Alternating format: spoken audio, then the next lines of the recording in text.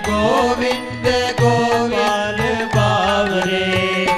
भज गोविंद गोविंद गोपाला।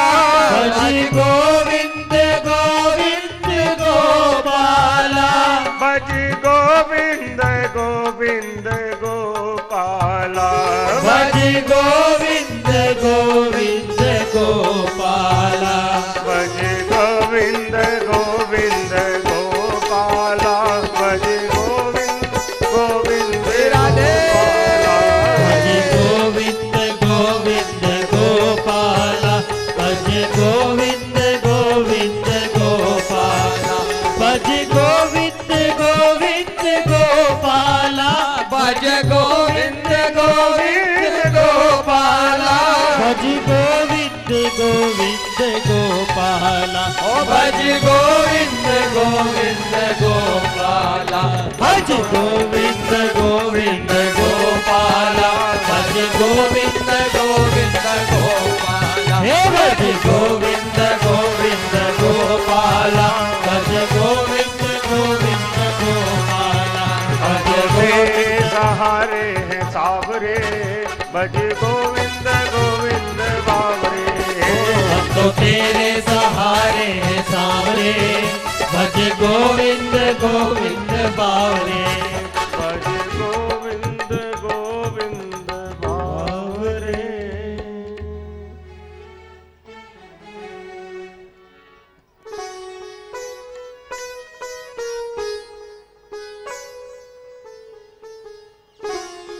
अब समुद्र मंथन में निकली है बारूणी। बारूणी कहते हैं भैया शराब को, परंतु जहां लक्ष्मी हो वहां बारूणी को कभी मत लाना। अब कई लोगों ने हमसे, अभी मैं जब बॉम्बे में कथा कह रहा था तो सुबह मिलने का जो मेरा टाइम था लोगों से, उस समय कुछ लोग मेरे पास आए और कहने लगे कि महाराज जी हमारे सामने एक बहुत बड़ा बंगला है। मैंने कहा अच्छी बात है। कहने लगे कि रात भर चलता है। मैंने कहा अच्छा। तो मैंने कहा देखो भैया, अब ये मान के चलो, जब जैसे दीपक की लौ जो होती है ना, और जब अंतिम समय होता है दीपक का तो क्या होता है, लौ तेज हो जाती है। तो मैंने कहा ये मान के चलना कि अब उनका अंतिम समय है भैया।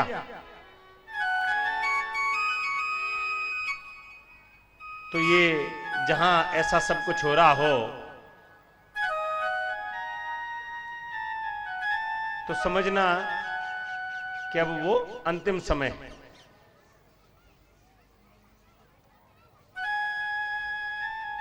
और फिर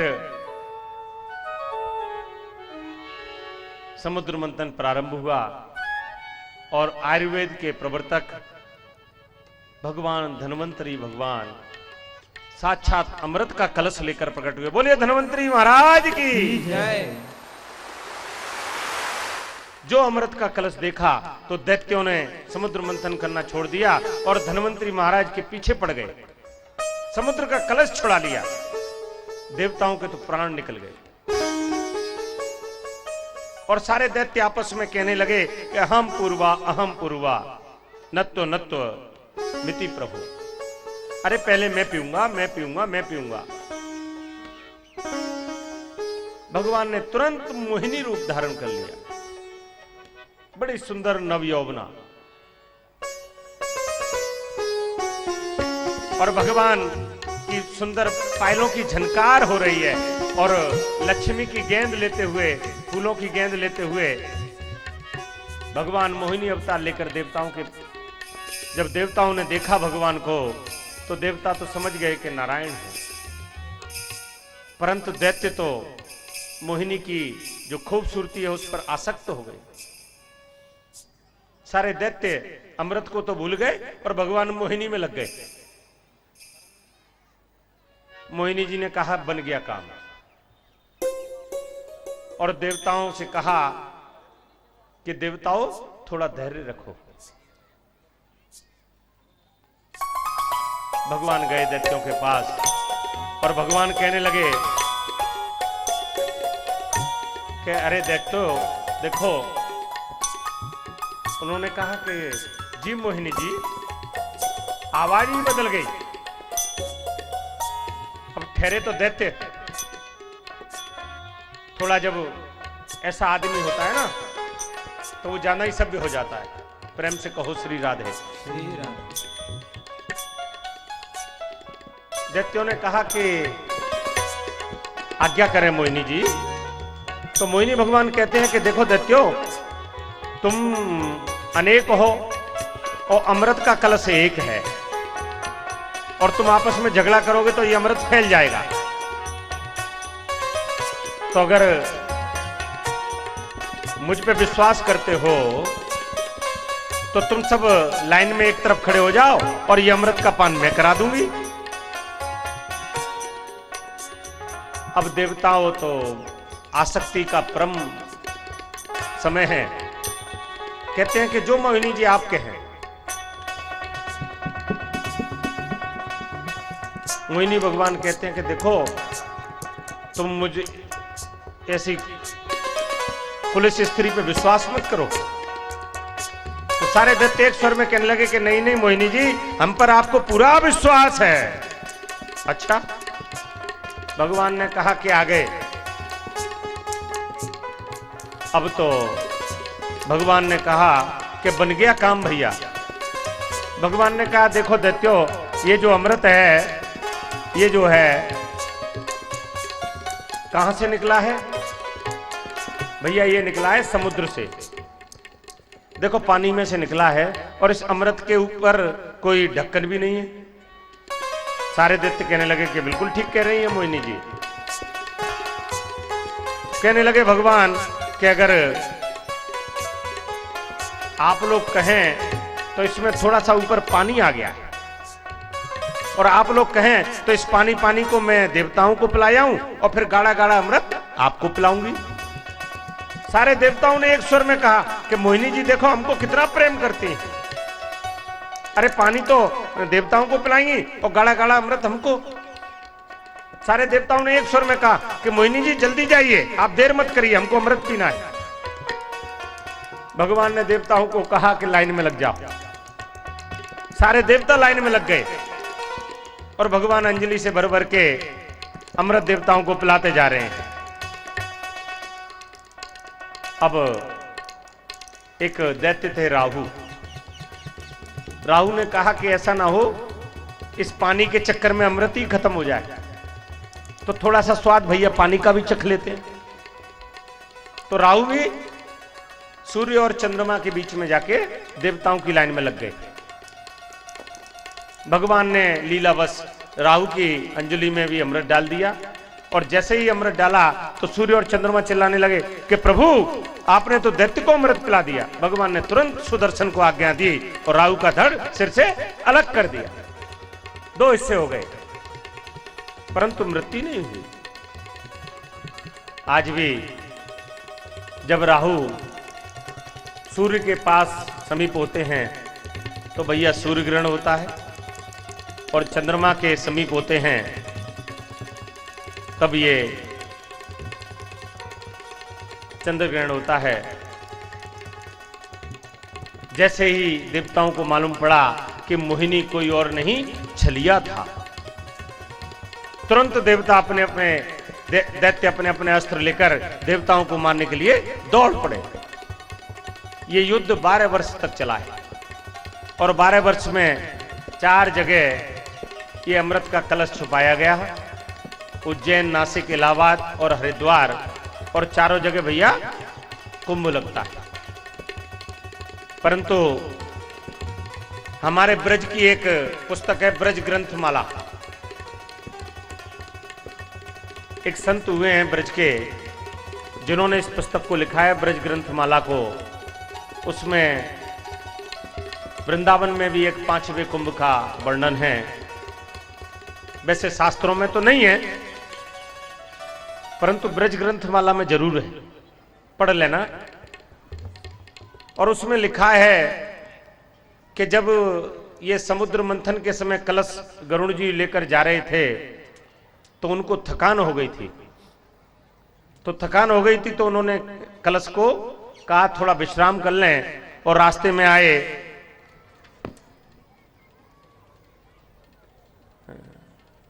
श्रीधाम वृंदावन और कदम का जो वृक्ष है यमुना तट पर, जिससे कूदकर भगवान ने काली नागनाथ लीला की है, उस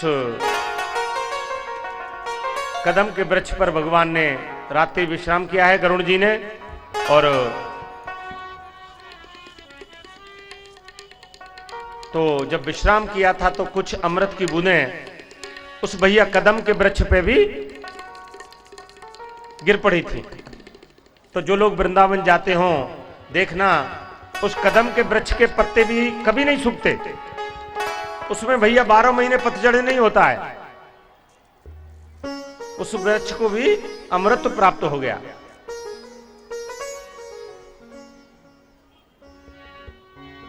तो जो अमृत कलश है, हमने जैसा कल बताया था कि आखिरी दिन भागवत जी में जो अमृत कलश हैं उनको हम आप लोगों के घर के लिए भी प्रदान करेंगे।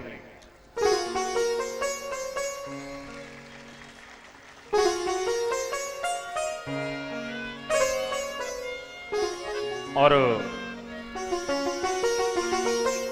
हमने कल भी कहा था कि ये अमृत कलश जो है, जो लोग अपने घर ले जाएं वो भैया इसको 1 वर्ष तक रखना, क्योंकि ये कार्तिक मास में हो रही भागवत का कलश है। देखो आगे कथाओं में हम आपको बताएंगे।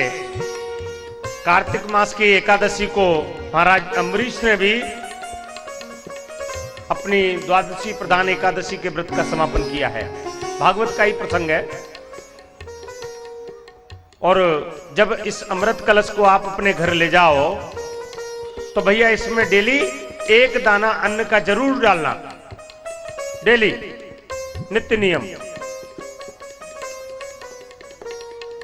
तो देखो वो दाना है भगवान के नाम का।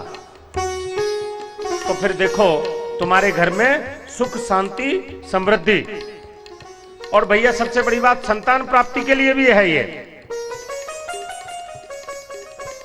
परंतु हमने पहले दिन कहा था कि देखो इस भागवत कथा में आपको कोई रत्न मिले ना मिले, पर एक रत्न जरूर मिलेगा, और वो है गोविंद नाम रत्न। अब आगे जितने रत्न आपको लेना हो वो तो भैया आपकी भावना है। जिस भावना से आप इस कथा को श्रवण करोगे उतना ही आपको प्राप्त होना है। तो जिन माता बहनों को हमने कल भी निवेदन किया था कि ये अमृत कलश लेना है, वो अपने नाम की पर्ची इस कलश अमृत कलश में डाल दें। ये रखा है जो मंच पे, क्योंकि उन नामों की भागवत कथा श्रवण में हाजिरी लग जाएगी, जिससे भागवत से उस नाम का संबंध हो जाएगा।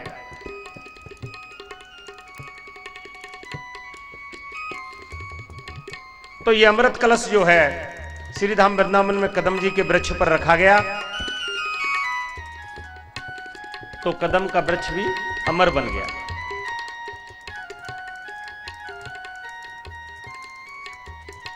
इधर देवताओं और दैत्यों का संग्राम हुआ। देवताओं ने दैत्यों के राजा बलि का संहार कर दिया। राजा बलि को लेकर सारे दैत्य राजा बलि के जो गुरु थे शुक्राचार्य जी महाराज, उनके पास गए।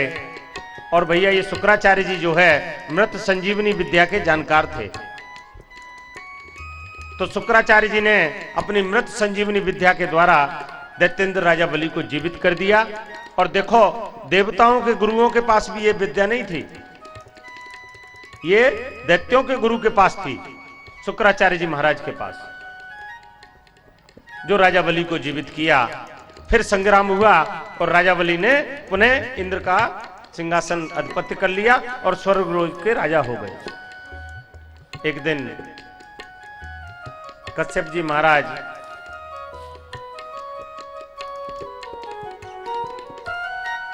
अपनी पत्नी अदिति के आश्रम में जाते हैं, अदिति के। तो अदिति बड़ी उदास हैं। कश्यप जी पूछते हैं कि उदासी का कारण क्या है। कहती हैं कि जिनके पुत्र दुखी हों वो माता कैसे सुखी हो सकती है। कश्यप जी ने अदिति को एक व्रत बताया है जिसको कहते हैं पयोनिधि व्रत। पय माने दूध, और भैया ये श्रावण के महीने में किया जाता है। 13 दिन तक सिर्फ दूध पी के ही ये व्रत किया जाता है। और इसकी जो विस्तृत विधि है भागवत में लिखी है। आज हमको लाला के जन्म तक पहुंचना है, इसलिए किसी कथा का विस्तार करेंगे और किसी कथा को संक्षिप्त में सुनाएंगे। पयोनिधि व्रत जब किया और व्रत पूर्ण हुआ तो साक्षात भगवान प्रकट हुए हैं और भगवान ने अदिति को कहा कि मैं आपके गर्भ से जन्म लूंगा। जब भगवान ने कहा तो एक रात्रि में कश्यप जी महाराज के द्वारा अदिति के गर्भ में भगवान के आवेश का प्रवेश हुआ और सारे देवता लोग भगवान की स्तुति कर रहे हैं। और देखिए भगवान के जो प्राकट्य का समय है, अभी कुछ ही देर में आपके बीच में वामनदेव भगवान आएंगे। वामनदेव भगवान की भी झांकी का आप लोग दर्शन करेंगे। तो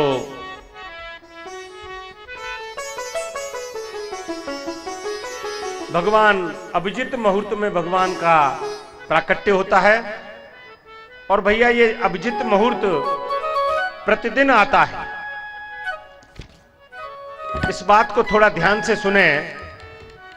ये अभिजित मुहूर्त जो है ये 11:48 से 12:12 तक होता है।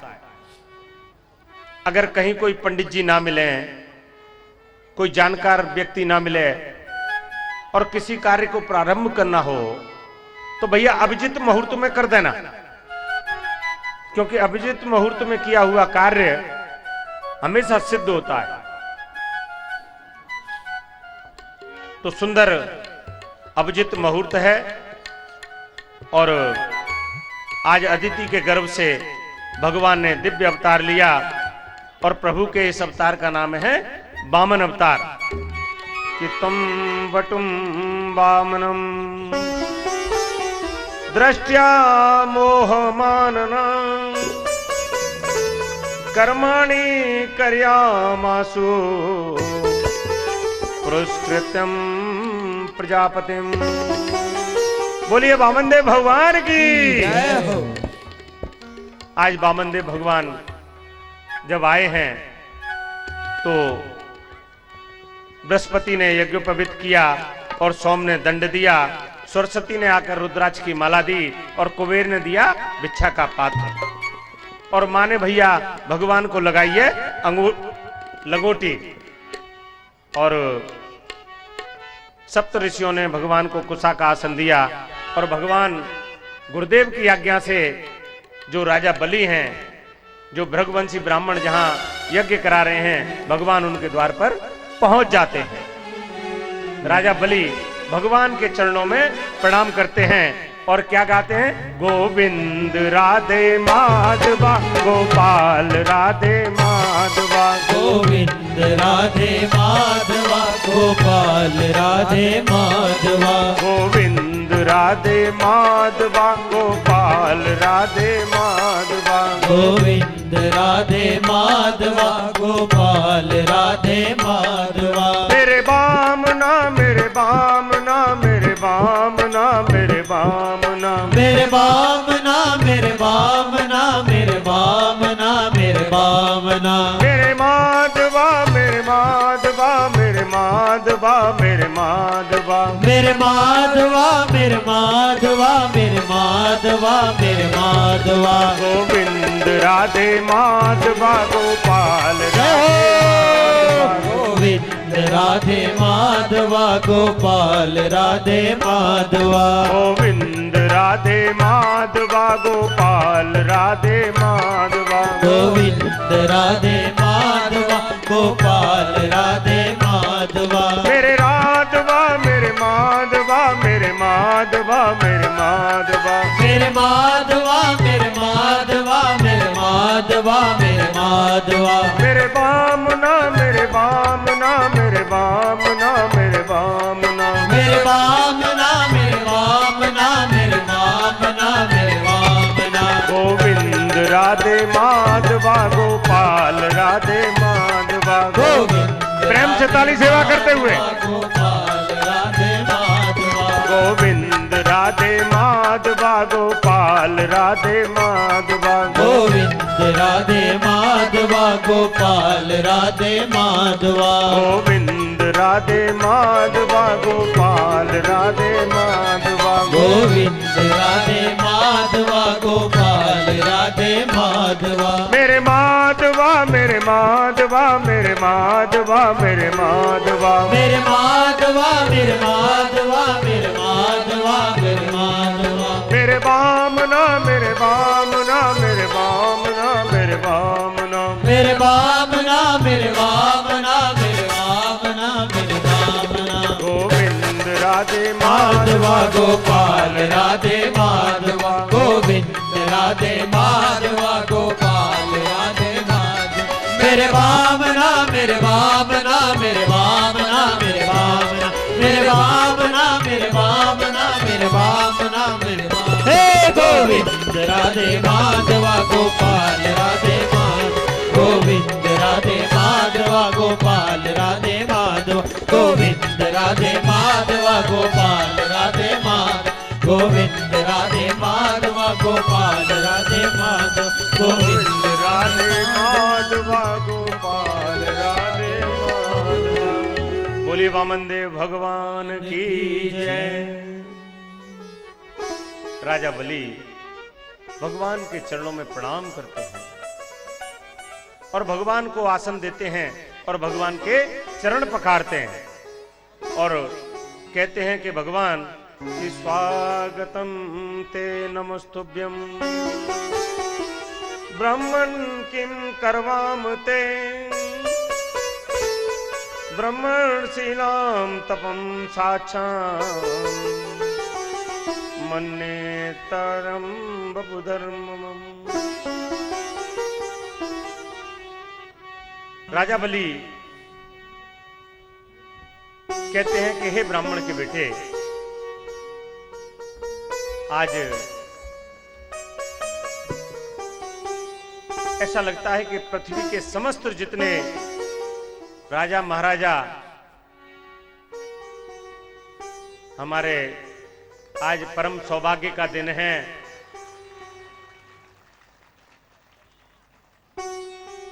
देखिए